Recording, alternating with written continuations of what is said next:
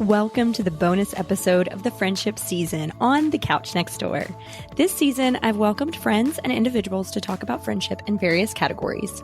It would be neglectful of me if I didn't also include what friendship looks like for those in their developmental years. So today we're hearing from young voices. Lean in as you hear from friends of the show in elementary school, middle school, and high school, and what their perspectives are of friendship during these various stages of their life.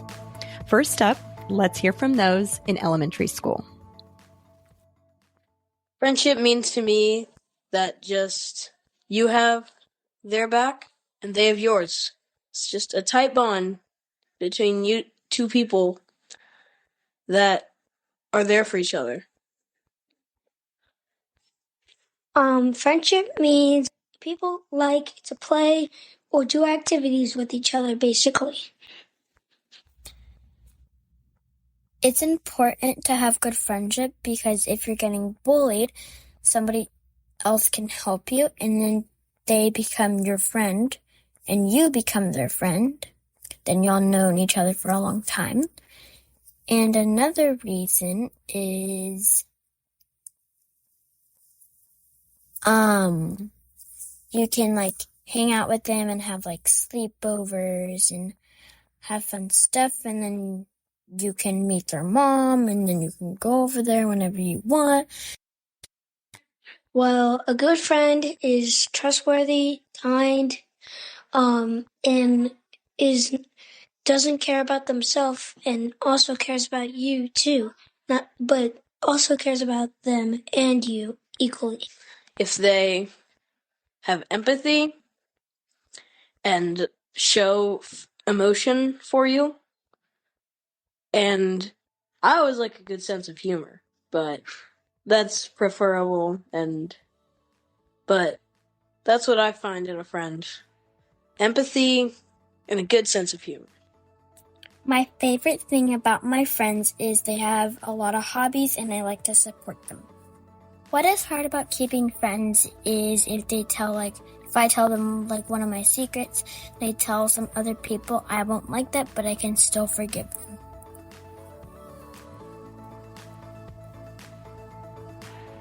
They really make it sound so simple, don't they? Something that stood out to me was the fact that a lot of the same things that they said about what makes friendship important to them is what we heard from the adults. Find common interest in activity. Connection is important. Having someone trustworthy. Isn't that what we all want? It starts young, doesn't it? Okay, now buckle up because our middle school friends had a lot to say on the subject of friends. What a tricky time this is for kids, and that also includes friendship. All right, here they are, our middle school friends. What's hard about friendships in middle school is just a lot of arguing.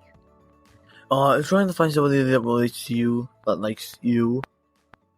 You can find somebody that relates to you, but you can find that person, and they might not like you or aren't interested.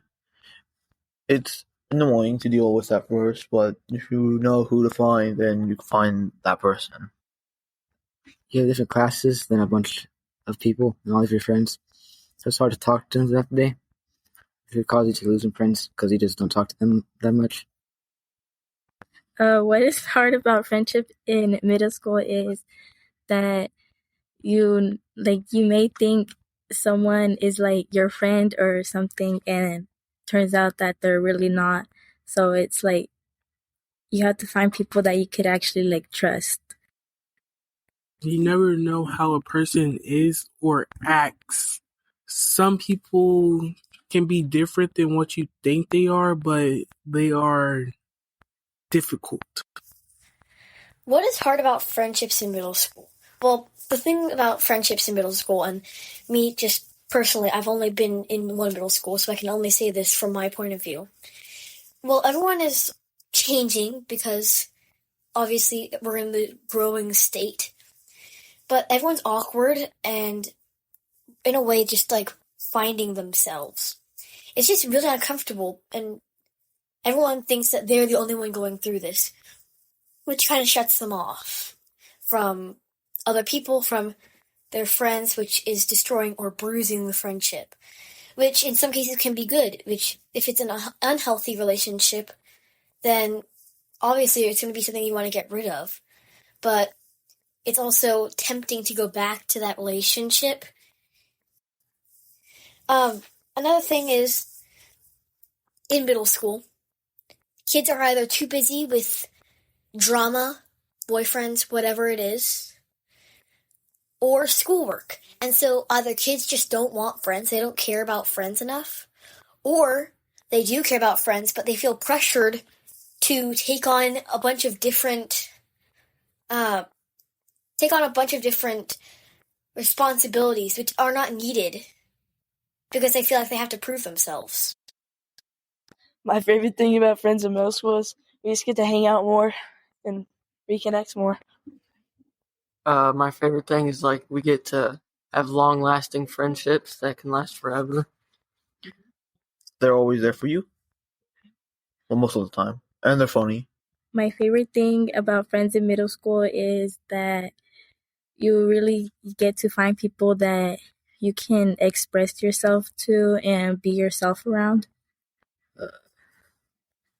You can become really close to them because since you don't see them that much sometimes, you more enjoy your time with them more. You get to learn new opportunities and you get to have a connection with them more. To know that you have a friend that you can trust is really just amazing. And that's my favorite thing about friendships in middle school. What I want grown-ups to know about friendships in middle school is that sometimes they could be like really hard because of drama and stuff, but you should still be able to let your child be friends with that person. I want grown-ups to know that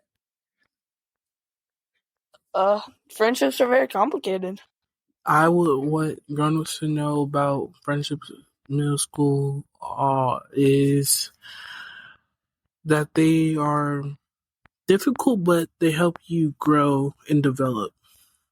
Sometimes friendships can be hard, I guess, because, I don't know, just some people are not really your friends.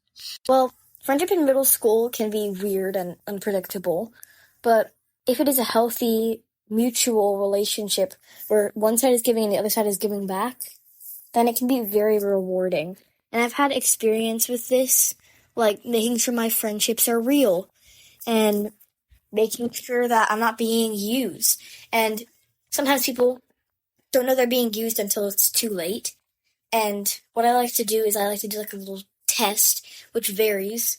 Like, I like to see how they'll react to different situations. Like, if I tell them that someone's been bullying me, and they're like, oh, too bad, then I'm like, what am I gonna get out of this?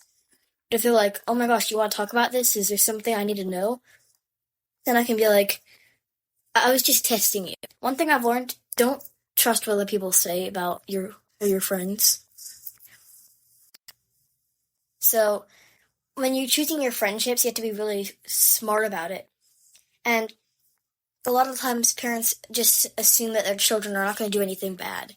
And that's usually when then the kids start to take advantage of their parents. And that's why you have to make sure that your child is hanging out with responsible children, but not controlling their friendship. Like, for example, my mom, she always makes sure she knows my friends' parents before she lets me go to their house. And it can be hard for a child to understand that. They think you're trying to control them, especially when they're in their teenage years and they think they're independent. Why friendships in middle school are hard, but also why they can be very rewarding if you have a good friend. A trustworthy friend will make sure that you're safe at all times. She will do favors for you, but she won't let you win all the time. You need to understand in a healthy friendship that they won't bow to you all the time and you don't bow to them all the time. It needs to be mutual or else it's not healthy. And that's one thing I want grown-ups to know about friendships in middle school. We're just the most awesome kids ever. And nonchalant. How friendships change for me from elementary school to middle school is that in elementary, not really, like, you're just really easy to be friends with everybody and y'all can all just talk together. And in middle school, it's harder to find friends. What changed for me is that I got to meet a lot of new people when I switched from middle school. Not much, really, because the people from the elementary school, they're mainly at my middle school. It's majority of the same people. Is that a good or bad thing? It depends on how you look at it, but some may say it's a good thing that you can see your old friends, and some might say it's a bad thing because, well, you haven't moved on. I got best friends because elementary, I knew everybody at least there, so I was friends with everyone. But now it's harder to know everybody, or be friends with everybody. How friendship changed for me from elementary to middle school is it showed me how a difference of age and levels can develop and show deeper meanings to your friendship. One thing that was definitely like a game changer for me when I was transitioning from elementary school to middle school, it would have to be the way that we treat each other. Like, in elementary school, it might be a little bit easier for people to care for their friends in ways that maybe middle schoolers are not. Maybe they're just more sensitive, or like they're not as exposed to those new things in life, like going through changes. Like obviously the school changes. Like changes like that are the hardest to get through, and some people just don't treat you the way you're supposed to be treated. And it can be hard to let go of friendships. Like, you want to cling to that. And it can be hard to let go of that. And so, like, if you think about elementary school, no one's going to be, like, out to get you. And the kids who are, they're only doing it because they've heard an adult doing it. Like, maybe they heard an adult saying that to someone on the phone, or maybe they heard an adult talking about that to their parent. And so they think, oh, because an adult said that, and my parent agreed with it, then it must be right. And truth be told, not all parents are right. In middle school, they want to hold on to that resentment, which can make it hard to have friends in middle school. But if you don't keep that resentment inside of you, then you'll have more friends than you think you will. And that's how friendship changed for me from elementary school to middle school. My advice for someone that may be struggling with friendships in middle school is to, if they're making you feel some type of way, to leave. Don't stay with them because it could hurt you in the long run. And yeah. My advice would be just like find what you want. And if it's a bad friend, just move on. Just find a good friend group that's nice to you. With some kids that are nice to you, just stick with them. My advice is to allow them to find who you are and find the right group for you, because if you're struggling in that friendship is not right for you. Make sure that your friendships are real. Don't give up. Try and find somebody who will relate to you. Try and find somebody who likes you. Try and find somebody who you want to do something with, like an activity. Or you could just like join different things and find people there. Like, that's how you find friends.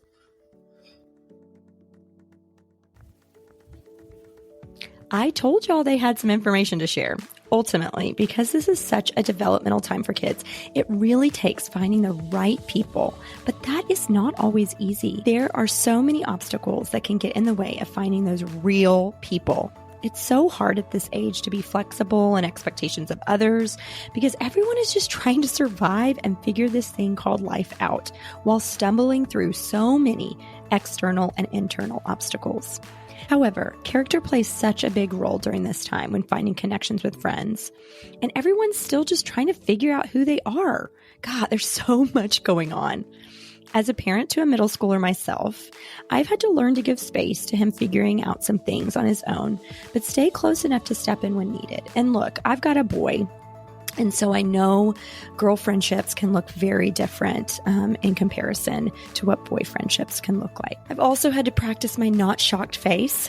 So that's become an art that I'm not always successful at, but I think I'm getting better. Ultimately, I want to be a parent that my kid can come to share his concerns with. Look, I also have had a lot of experience in my counseling practice with teenagers, and a lot of what these kids were saying here is exactly what I've heard from clients in the past. So I hope the grown-ups listening that have kids in their life that are either coming up into this stage or already in this stage really listened in closely on how we can support them well. And look, something I've learned as a parent and as a therapist to teenagers is when all else fails, offer to be the driver. Middle schoolers have a lot of places to be and they have no way of getting there. So that's a way we can support them as an adult in their life. Now let's hear from our high school friend. I'm so thankful to this individual for being vulnerable and giving encouragement to those that are either entering into this season of friendship or are already there. What's hard about friendships in high school is that it's really, really hard to find people that you can trust and will stick with you through anything. What I want grown-ups to know about friendships in high school is that when I have problems with girls, all I want for you is to stay out of it and let me handle it myself. Because when they try to or do get involved, it just makes the situation escalate and worse. Some advice I would give to someone that may be struggling with friendship is that all you can do is be yourself no matter how old or young you are, because people are going to change and may even treat you and others differently. But all you can do is be nice and treat everyone kindly, because you never know what's going on in someone's personal life. The role of adults in kids' life have to transition throughout these various stages. When they're younger, we play much more of an active role in making connections for them. But as they grow and develop, we are less and less involved in what that process looks like for the kids in our lives. And hearing from this particular high schooler, that's something that they want and maybe also need. Let them be independent in forming those connections and maintaining those connections. This also highlights how important these younger years really are. They make a difference in shaping our kids' character and also understanding what friendship actually means to them. As we've heard throughout all 3 of these different stages of life, finding trustworthy friends is a priority for kids. This made me start to really think about the concept of trust, and this can be a very difficult concept for kids to grasp. So if you're an adult in a kid's life, talk about what trustworthiness means. This can look different for different people in different seasons, but ultimately it's important that a kid understands what trust means to them. This way they can track the character and actions of individuals around them to know if they are trustworthy or not. So be sure to check out the show notes. I've included Brene Brown's talk on trustworthiness and friendship. It's something you don't want to miss and provides such a helpful visual to teach our kids about trust and friendship. So listening through these sound bites from our brave friends became clear to me. We all want the same things in a friendship. Someone we can count on, someone we truly enjoy spending time with, and someone who makes it safe to just be ourselves. Honestly, that's no different from what I look for in a friend. I'm so thankful to all of the friends that showed up for us this season to encourage us and connect with us on what true friendship means. Now get out there, find a connection. We all need it and deserve it.